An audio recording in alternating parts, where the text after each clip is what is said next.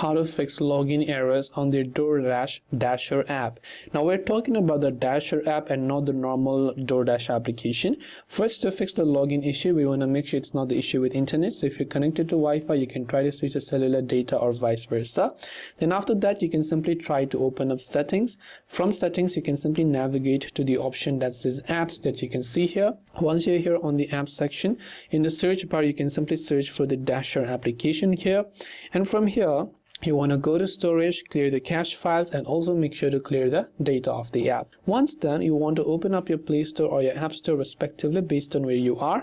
Then just type in Dasher or DoorDash Dasher app. Check if it has any sort of update available, and if it does, then make sure to update it to the latest version.